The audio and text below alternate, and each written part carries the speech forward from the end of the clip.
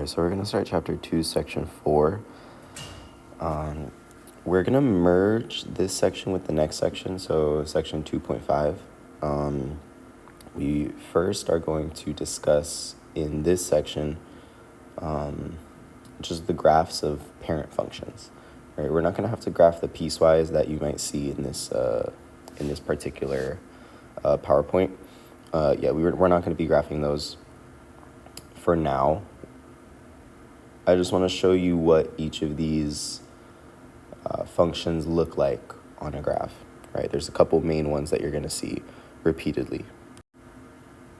All right, so from section 2.4, you only need to look at this slide, right? You don't need to look at the next couple slides with the examples with the piecewise functions. We're just looking at this slide right here. We're going to discuss what a parent function is and what they might look like. So a parent function is really just another name for the most basic or most simple kind of function, right? So the most basic or most simple kind of function, right? We're going to start with an absolute value. You may be seen this before in Algebra 1, right? So an absolute value function looks like this V shape, right? It looks like a big V. And this is the parent function right here, right? So this is what we call the parent function, is going to be the absolute value of x. Just because you can't really get any more simple than this, right? You can maybe throw in other things to it, like maybe give it a coefficient, maybe add a constant, change the sign, right? But we'll get to what each of those changes do in the next section. But for now, you just need to know that this absolute value of x is the most basic form of an absolute value function that you're going to see, and that the graph of it looks like a V. So in this example and in all of the other ones, so we're going to do 5 functions in this section. All of these, when you see this function, you should immediately be able to picture what that graph is going to look like, right? So typically, to graph it by hands, right, to get a better picture of it, we want to pick a couple points and see where they fall on the graph, right? So we have x and f of x, and remember, f of x is just another way to say y, right? So we have x on one column, y in another.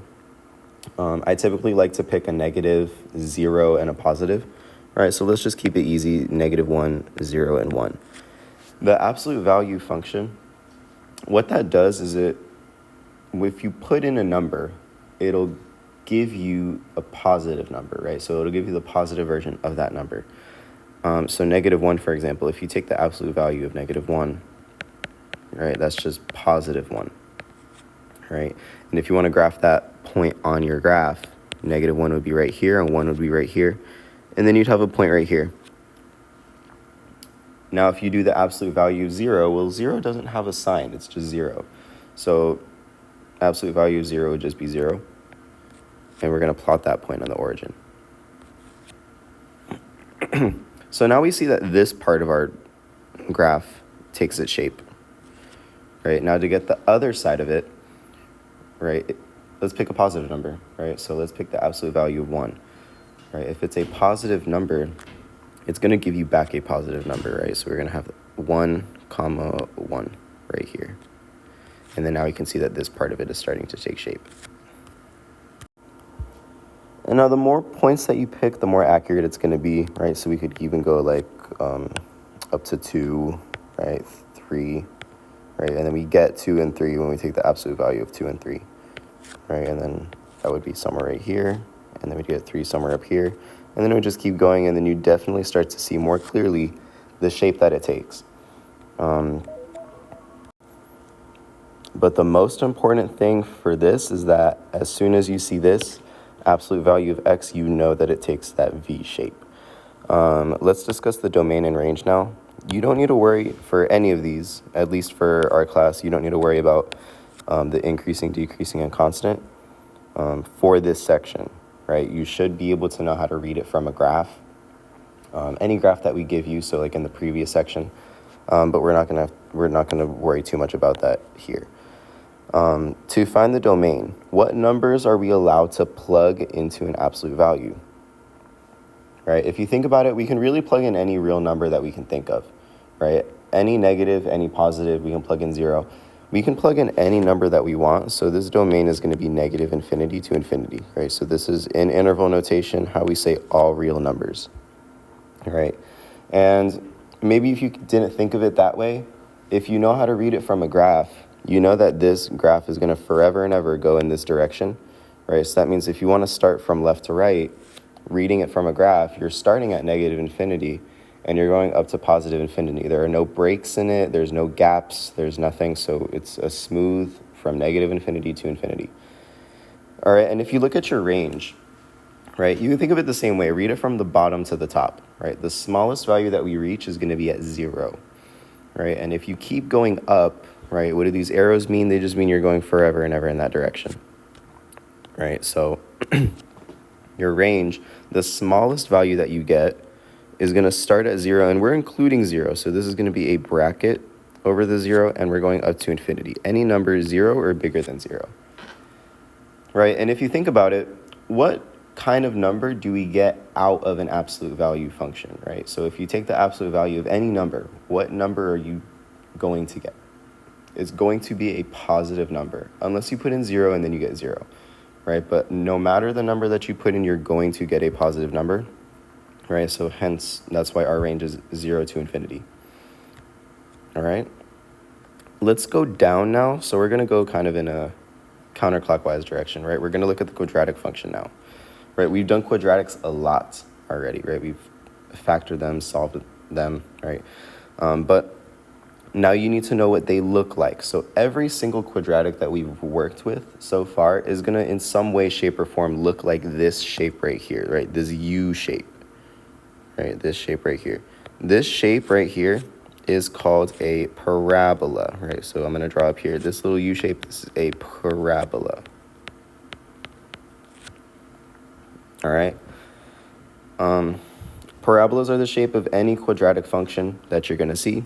Right, and you know it's a quadratic function when you have an x squared, right? So this is our parent function because this is as basic as you can make a quadratic function, right? If you just take that variable and square it, that's as simple as you can get, and then just like with the absolute value, you can do transformations to it, right? Add constants, put coefficients, reflect it, things like that. But let's try to graph it by hand. Let's try to pick some points and see what shape it takes. Right, so we have an x column and an f of x column. Remember, f of x is another way to say y, right? So I'm going to pick the same 3 points that I did before. I'm going to pick -1, 0, and 1. When you square -1, right, -1 squared, that's just -1 times -1, which is going to get you 1, all right? And then when you square 0, 0 times 0 is just 0. And then 1 squared, of course, is going to get you 1, right? 1 times 1 is going to get you 1. Right, so we end up with similar points, or the exact same points as we did, at least for these 3 values, as the absolute value function, right? But because we know that this is a quadratic, we're not going to want to draw the lines extending that way, right? And make it like a V shape. We know this is an x squared, so we're going to make it this U shape, right? We're not going to extend these lines out and make it a V, right? So I'm going to erase that. All right, and you can see it even clearer if you pick a couple more points, right? So if I pick 2, for example, 2 times 2 is going to get you 4, right? So that means when x is 2, y is going to be 1, 2, 3, 4. It's going to be somewhere up here. And then you start to see this is clearly not that straight line that we saw in the absolute value function, right? So it's going to look something like that, and it's going to go up, up, and up. So again, the more points that you pick, the more precise your graph is going to be. Let's look at the domain and range now, right? If you think of it like a graph, right? Look at this graph. We have arrows, right? Arrows mean it's going forever and ever in each direction, right? So that means we're starting at negative infinity and we're going to infinity, right? And think about it. What real numbers are we able to square? Can you take any real number and multiply it by itself? You can, right? So our domain is going to be negative infinity to infinity. All real numbers you're able to square. Now, what do you get out of squaring a number? If you notice, you can't square a number and get a negative out of it, right? You're always going to get a positive or 0, right? So your range is going to start at 0, right? Because if you square 0, you get 0, so that's allowed. And you're only going to get positive numbers out of it, right? So from 0 to infinity is your range. And then again, don't worry about this right here. All right? And there's your quadratic function. And next is going to be your cubic function, right? Cubic functions, why is it a cubic? Because you have a cube, right? We have a variable cubed, x cubed, and this is the most basic form of a cubic function that you're going to see, right? So the graph of that is going to look like this little snake shape, right? I think we call it like a little snake, right? The little bump right here isn't really part of that original parent function. It should be a little bit smoother than that, right? So that's why I redrew it kind of a little bit like smoother. But yeah, regardless, it's going to look something like this, right? Some sort of a little squiggle, right? A snake shape. And you can pick some values, right? I'm going to do the same ones as I did before, right? So if I pick -1, 0, and 1, if you cube -1, you're going to get -1 out of it, right? Because -1 times -1 is 1, and then when you multiply by -1 again, you go back to -1, right? And then when you multiply 0 by itself 3 times, you get 0. And when you multiply 1 by itself 3 times, you get 1, right? So now we have -1 right here, and we have a 1 right here, we have that point there, and then we have the origin, and then if this is 1 and this is 1, then we have a point right there, all right? And then again, similar points as to what we had before. So now to find the exact shape of it, you would pick maybe another one, right? If I pick 2, for example, what happens when you cube 2, right? 2 times 2 times 2 is going to get you 8, right? So when x is 2, it's going to be way up here, right? So 1, 2, 3, 4, 5, 6, 7, 8, right? I'm going to make it go up all the way right there. And then we get a point right there. All right, so somewhere right there. And then connecting these points right here is going to make it go up like that, right? So it's like a little snake. If you did the same thing with -2, you'd see that it's going to go way down here, right? All the way down. And it's going to take that shape a little bit more clearly, right? So what you should take from this is that from a cubic function, you should picture this snake in your mind, right? The domain, again, look at the graph or think about it. What numbers are you allowed to cube? You can cube any number, right? Multiply any number by itself 3 times, right? So our domain is going to be -infinity to infinity, all right? And then our range, right? What's the smallest number that we can get out of this, right? What numbers are we allowed to get from cubing something? Well, it looks like, look at this arrow, right? We're going down forever in that direction. So we can start at -infinity. We are allowed to get negative numbers out of cubing something, right? And we did, right? We got that right here, right? We got a negative, right? And we go up, up, and up until we reach positive infinity, right? So we can get any number out of it, right? Our range is also going to be -infinity to infinity, right? And then don't worry about this down here. All right. And now let's look at the cube root function right next to it. Right, so a cube root function is similar to a cubic function, right? And I ask you guys in class, what's the opposite of cubing something? It's going to be cube rooting it, right? So it's going to look very similar. You see that it still has that same snake shape. It's just kind of off to the side, and it's kind of mirrored a little bit, right? So let's pick some points again just to see more clearly the shape that it takes. We have x, f of x, and I'm going to pick -1, 0, and 1. When you cube root -1, you're going to get -1, right? We know that -1 is what we need to multiply by itself 3 times to get -1. The cube root of 0 is going to be 0, and the cube root of 1 is going to be 1, right? So same points as our cubic function, right? But we know that they're going to be going in different directions, right? It's not going to look the same as a cubic function, we know it's going to be going in the snake shape off to the side. Now, if you want to see that more clearly, pick another number, right? What's an easy number to cube root, right? Maybe it's going to be, I think the easiest one is going to be 8, right? Let's pick 8, right? So cube root of 8 is going to give you 2. So when x is 8, 1, 2, 3, 4, 5, 6, right, 7, 8, and then we have y is 2, right? It's going to be somewhere right here.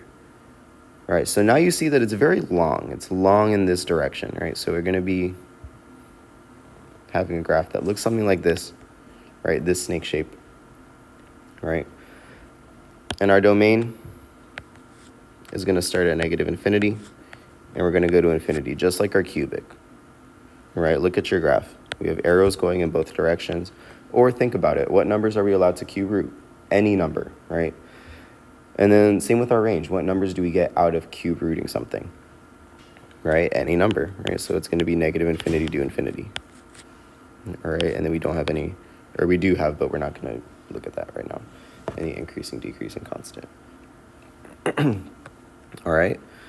The last one on this page is going to be the square root function, right? If you apply that same logic that we did with the cube root and the cubic, then you can maybe expect this square root function to look like the quadratic function, right? Since square root is opposite of squaring, right? So you would expect it to look like a v on its side, but let me erase this. Notice that it's only half of it, right? Let's see why that is, right? So I'm going to pick some values. Maybe the same values that I've always been picking. If I pick negative 1, 0, and 1, right? If I square root negative 1, what is that? Right, that's going to get you I, right? This is an imaginary number, and this is an x, y plane of real numbers, right? So we have x here and y here. This is a real number plane, right? So we don't have any place for this imaginary, right? So we're not going to start there. We're going to start at 0, right? If we square root 0, what do we get? We just get 0, right? All right, and anything less than 0 is a negative number, and we can't square root negatives, right? So we're going to start at 0. And we can square root anything bigger than 0, right? We can square root any positive number, right? So square root 1 is going to be 1, right? So if I have a 1 right here, there's a 1 there. And then we have a point right there, right? So we have 2 points, right? But let's pick some more. Let's see a little bit more clearly what happens here. What's an easy number to square root? Right, the next one is going to be 4 maybe, right? Square root of 4 is going to be 2. So when x is 4, 1, 2, 3, 4, we have y is 2. It's going to be somewhere right there. All right, and then now we can start connecting the dots. And then we see that it's going in this direction. Right, so it's half of our parabola on its side, right? Because you can't input any negative numbers in your square root function. So what does that mean? Your domain then has to be from 0 to infinity. It's not going to be all real numbers, right? Because you can't square root any number, right? And then your range, what numbers do you get out of square rooting something? Well, you can never get a negative out of it, right? You can only get either 0 or a positive number, so our range is also going to be from 0 to infinity, right? And then don't worry about that, right? So those are 5 functions that we're going to work with a lot in this next section, right, when we start transformations. What you need to take away from this page is the shape that the functions take, right? So it's, I think, about 20 minutes into the video now, and we're still looking at these functions, right? When we start graphing, we're not going to want to make the table every single time and graph it by hand. But what you should know is what the shape of it looks like, because then all you need is maybe 1 or 2 points, and then you know how the function is going to behave on a graph, right? So the whole point of this is when you see each of these functions, you should have a picture in your mind immediately of what that function is going to look like on the graph. All right, so let's apply that knowledge. We're going to start Chapter 2, Section 5, all right? Now, in this video, we're only going to get through vertical and horizontal shifts, right? But I'll discuss a little bit what the other transformations are. All right, so we have three kinds of transformations. It's going to be any sort of shifting, right? So that's what we're doing today. We're doing shifting today, right? And then there's vertical and horizontal stretching and shrinking. And then there's vertical and horizontal reflection, right? So stretching and shrinking is the other kind. Reflection is the third kind. If you're using transformations to graph your function, it's not going to be as accurate as plotting a point, right? But because you know what these functions should look like and how they should behave, it's going to be a much quicker way of graphing some functions as opposed to plugging in values, right? And then connecting the dots and making it super accurate, super precise like that, right? But for example, right? So example, if I had x cubed minus 2, right? We'll talk about what that minus 2 does in the next slide, right? But what you should know is this x cubed. Anytime you see an x cubed, you should know that it takes that snake shape, right? Something like this, right? So, for example, you wouldn't graph something like that. You wouldn't graph a parabola, right? That would be wrong, right? But as soon as you see this x cubed, this should be the picture in your mind, right? That little snake shape. And then this minus 2 is just going to tell us what to do to that snake shape, right? So in this case, we're going to move it down, right? I'll talk about that in the next slide, right? But you should still have that snake shape on your graph. All right, so vertical shifts, we're either adding or subtracting a constant to our parent function. Now notice where the number is, right? So let's look at this one right here, the ones where you're adding that number, right? Where is our constant that we're adding? We're adding it on the outside of our absolute value, on the outside of our x squared, on the outside of our square root, and on the outside of our x cubed, right? So all of these numbers are on the outside. If it's on the outside of your function, right, and it's a plus, right, this means that you're going up that number of spaces, right? So here you're going up. This is a vertical shift. You're just taking your graph, you're moving it up that many units, right? And similarly, if we're subtracting by a number, right, so in all of these, you're subtracting by a number and it's on the outside of your function, right? This shouldn't be a 0. I don't know why that's there. But a minus, if you're subtracting that number, you're going to go down that number of units. All right, and we're going to do some examples in the next slide. All right, so let's start with f of x is x squared minus 2. This one has the parent function that is a quadratic, right? We see an x squared, so what shape should you immediately picture in your head? It should be that parabola shape, right? You're going up like this. It's going to be like a U, right? So I'm going to go ahead and graph it on this graph right here. So if you remember, we had a point at 0, at 1, at -1, comma 1, right? And then we connected these points, and it makes a shape kind of like this, right? This U shape, right? So it doesn't need to be super precise, right? As long as you have at least a couple points on there, and you're able to at least finish the rest of the shape.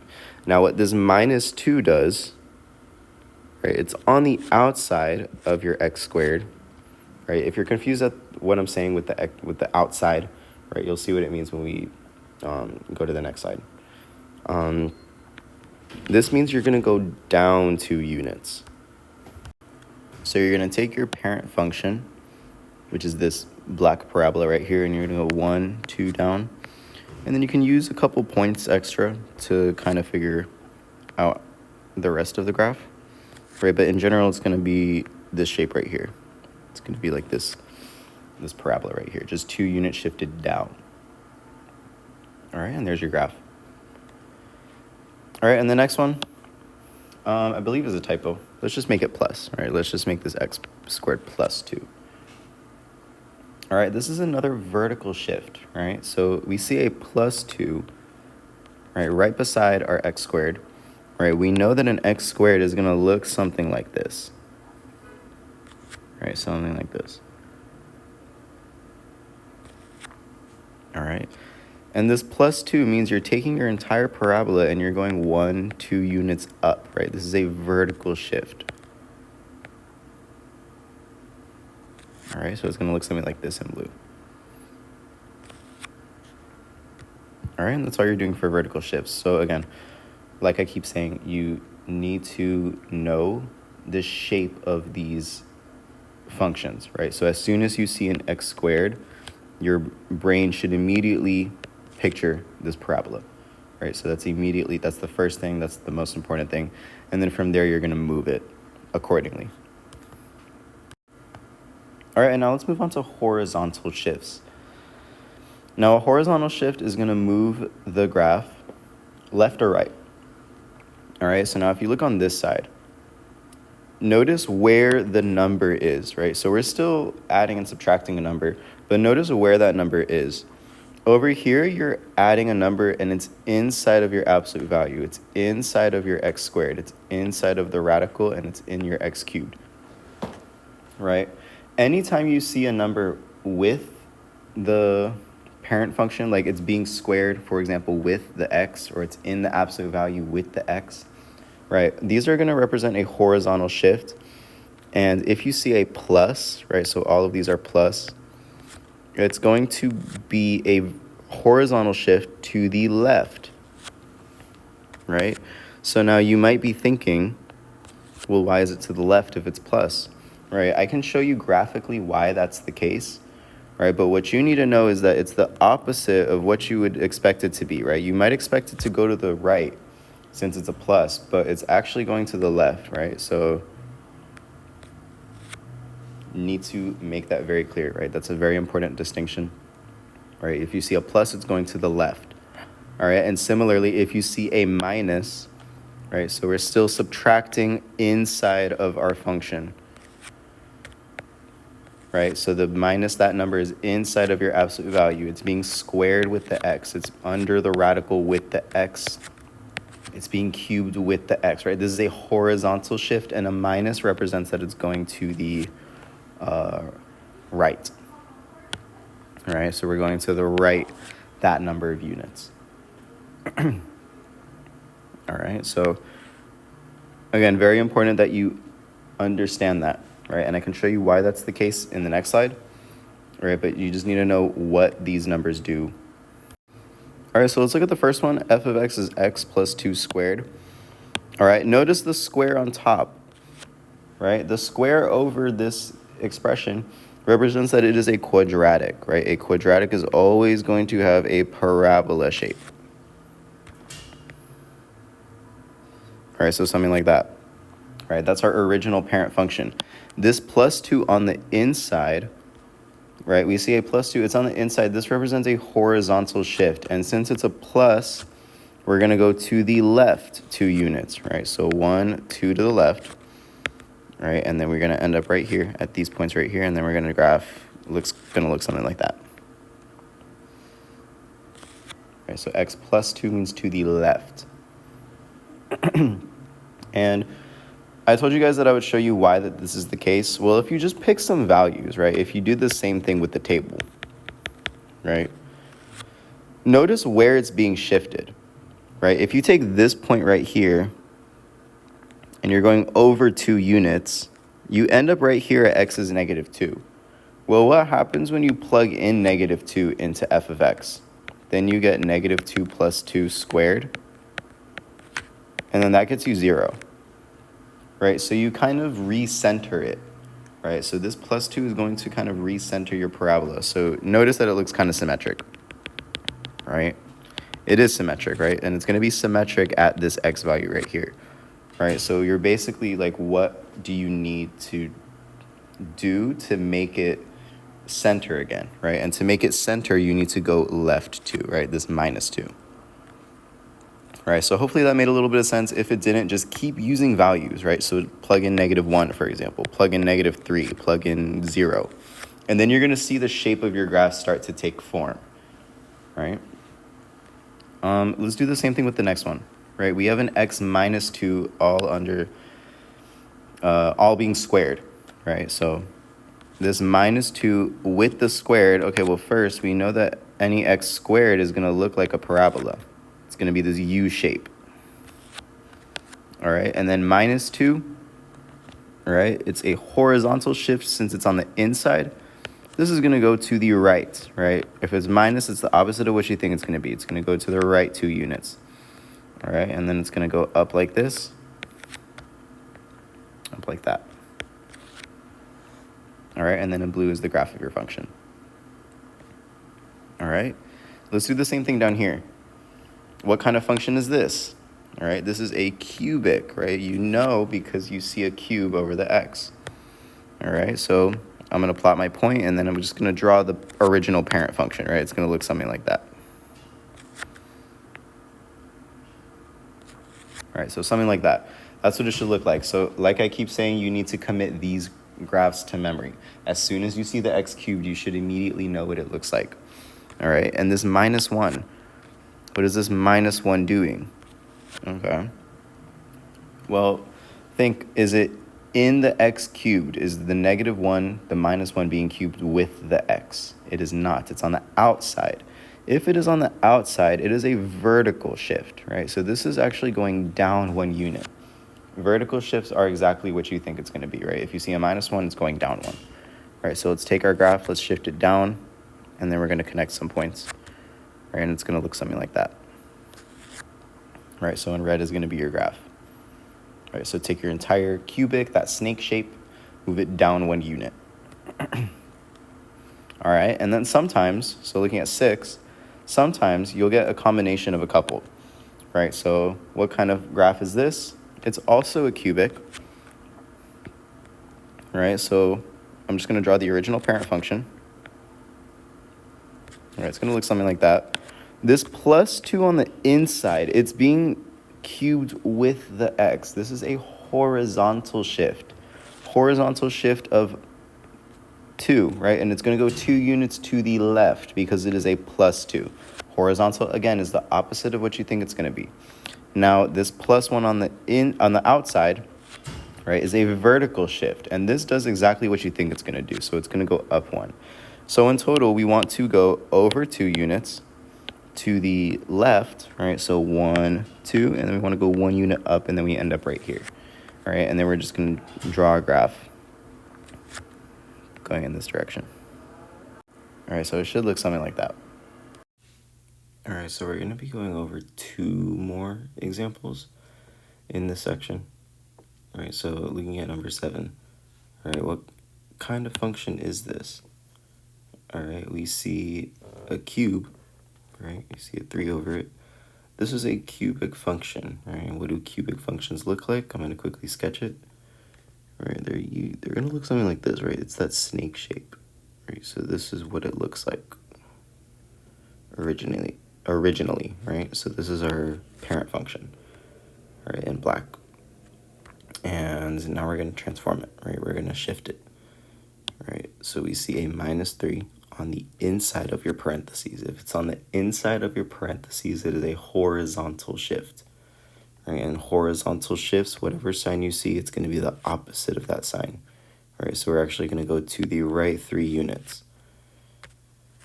We also see a plus 2 on the outside, right? This plus 2 on the outside of our cubed is going to be a vertical shift, and the vertical shift is going to go up 2 units. Right, so take your graph, right, you're going to go to the right, 1, 2, 3, and you're going to go up 1, 2, 1, 2. And you end up somewhere right here, and then you're just going to connect the points. Right, it's going to look something like that. Right, and like I said earlier, it doesn't have to be super precise, right, because when you're using transformations, it's not going to be as accurate as if you're finding points and you're plugging them in. Right, as long as you know where at least a couple points should go, right? You know that there's one point that should at least go up 1 and over 1, and then down 1 to the left 1, right? And then you just connect it from there, right? And as long as you make the appropriate transformation and that you give it the correct shape, right, that's perfectly fine here, all right? And let's do the same thing with number 8, right? What kind of function is this? Right, we see a square root of x, so we should immediately picture the square root function, which is half of our parabola off to the side. All right, so it's going to look something like that. All right, and then let's look at our transformations. Right, we have a minus 3 on the inside. It's underneath the radical. Right, if it's inside of our function, it's going to be a horizontal shift, and we see a minus. Horizontal shifts are the opposite of the sign that you see, so this is to the right 3 units. And then we see a +2 on the outside of our square root. Right, so this is a vertical shift, and we're going to go up 2. Right, so we're going to go to the right, 1, 2, 3, and then we're going to go up 2 units, and we're going to end up right here. And then we're just going to connect another point, and that's going to look something like that. All right, and we're going to stop there, right? So in the section, you're only responsible for knowing vertical and horizontal shifts, right? And then from section 2.4, you're responsible for knowing the shape of each parent function.